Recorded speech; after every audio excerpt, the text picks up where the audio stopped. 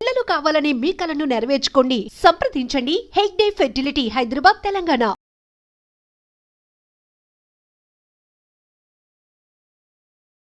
వరుసగా లిఫ్ట్ ప్రమాదాలు ఇప్పుడు భయాందోళనకు గురి చేస్తున్నాయి. ఎందుకంటే మన డైలీ లైఫ్ లో లిఫ్ట్ అనేది ఎంత కామన్ అయిపోయిందో మనందరికీ తెలిసిందే. అంటే ప్రతి అపార్ట్మెంట్ లో కంపల్సరీగా ఓ లిఫ్ట్ అయితే ఉంటుంది. సో ఆ లిఫ్ట్ మరి ఎంత బాగా మెయింటైన్ చేస్తున్నారు ఏంటి అనేది ఇప్పుడు ఇన్సిడెంట్స్ చూసినప్పుడు అర్థమవుతోంది. ఎందుకంటే వరుసగా ఇది 4దో 5దో జస్ట్ ఒక 2 నెలల వ్యవధిలోనే ఇప్పుడు 4వ 5వ ఇన్సిడెంట్ లో ఇంకొక వ్యక్తి కూడా లిఫ్ట్ కింద, అంటే కింద పూర్తిగా సెల్లార్ లో ఆయన జస్ట్ ఒక పిల్లలు నిన్న సండే కాబట్టి పిల్లలు క్రికెట్ ఆడుతూ ఆ బాల్ మొత్తం కిందగా పడిపోయింది.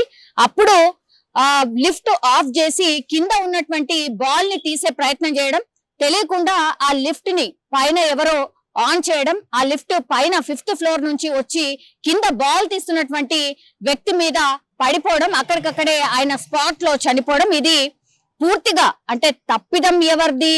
మరి అట్లా లిఫ్ట్ ఆఫ్ చేసినప్పుడు ఒక మనిషిని అక్కడే ఉంచాలి కదా అనేటువంటిది కూడా మాట్లాడతారు డెఫినెట్లీ. కానీ ఈ మధ్య కాలంలో మనందరికీ తెలిసిందే లిఫ్ట్ ప్రమాదాలు ఎంత ఘోరంగా జరుగుతున్నాయంటే చిన్నారులు 2 చనిపోయిండ్రు, అట్లాగే ఒక పోలీస్ ఆఫీసర్ చనిపోయిండు, మళ్ళా ఇప్పుడు ఒక ఆర్ఎంపీ వైద్యుడు కూడా చనిపోయినటువంటి పరిస్థితి. ఆయనకు 3 పిల్లలు ఉన్నారు. సో జస్ట్ క్రికెట్ బాల్ ఆడుతూ ఆ లిఫ్ట్ కింద పడిపోయింది. ఆ సెల్లార్ లో ఉన్నటువంటి బాల్ ని తీసే క్రమంలో పైన ఉన్నటువంటి లిఫ్ట్ ని ఎవరో ఆన్ చేయడం, ఆ 5th ఫ్లోర్ నుంచి కింది వరకు ఆయన మీదనే పడిపోవడం, స్పాట్ లోనే ఆయన చనిపోవడం అయితే ఇప్పుడు కలకలం క్రియేట్ చేస్తోంది. ఇప్పుడు ఈ లిఫ్ట్ ని అబ్జర్వ్ చేస్తున్నప్పుడు మాత్రం ఇది ఎక్కడ అంటే సూరారం శ్రీకృష్ణ నగర్ మణికంఠ అపార్ట్మెంట్ లో ఇది ఆర్ఎంపీకి సంబంధించిన డాక్టర్. ఇతను, ఆయన పేరు వచ్చేసి అక్బర్ పటేల్.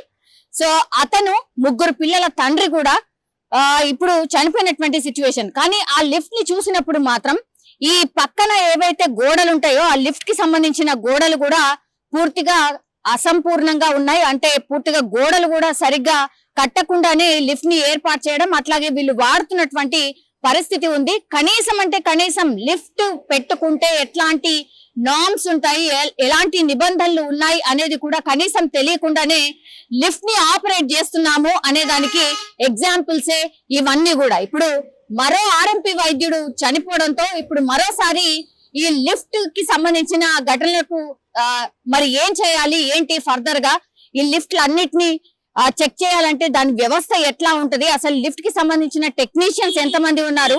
మనము మొన్న ఒక చిన్నారి చనిపోయినప్పుడు అక్కడ స్పాట్ కి వెళ్ళినప్పుడు కనుక్కుంటే ఆ lift operating or lift technician ఎవరైతే ఉన్నాడో ఆయన వచ్చి అసలు ఈ ఇన్సిడెంట్ ఎట్లా జరిగింది ఏంటి అనేది కూడా అబ్జర్వ్ చేయడానికి వచ్చినప్పుడు ఆయన ఖచ్చితంగా చెప్పిండు. యాక్చువల్లీ ఈ కన్స్ట్రక్షన్ ఎట్లయితే పెరిగినాయో అట్లాగే ఈ లిఫ్ట్ కి సంబంధించిన కంపెనీస్ కూడా చాలా వరకు పెరిగినాయి.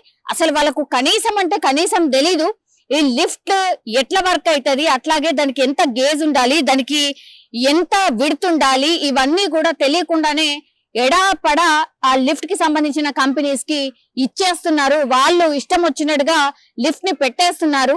అవి ఎంత డేంజరస్ ఇప్పుడు ఈ లిఫ్ట్ పడిపోయిన ఘటనలు, చనిపోయిన ఘటనలు తెలిసిన తర్వాత మాత్రమే బయటకు వస్తున్నాయి.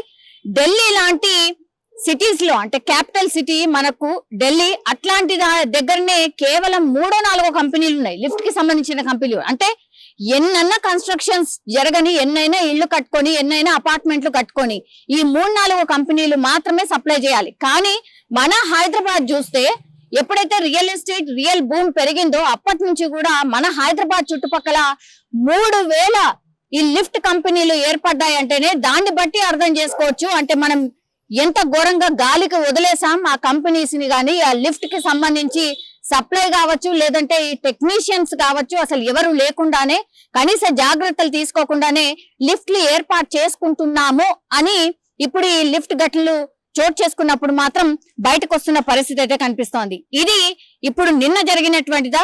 అగైన్ ఆసిఫ్ నగర్ లో ఏప్రిల్ 7వ తేదీన కూడా ఇట్లాంటి లిఫ్ట్ ప్రమాదమే జరిగింది.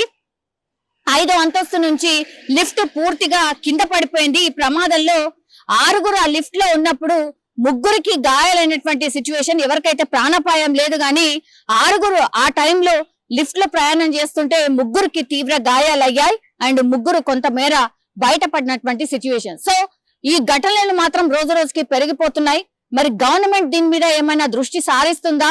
ఎవరైనా టెక్నీషియన్స్ ని ఏర్పాటు చేసి ఒక కమిటీ లాగా ఏర్పాటు చేసి ఈ చెకింగ్ అన్నిటి లిఫ్ట్ కి సంబంధించిన చెకింగ్స్ ఏమైనా టేకప్ చేస్తుందా?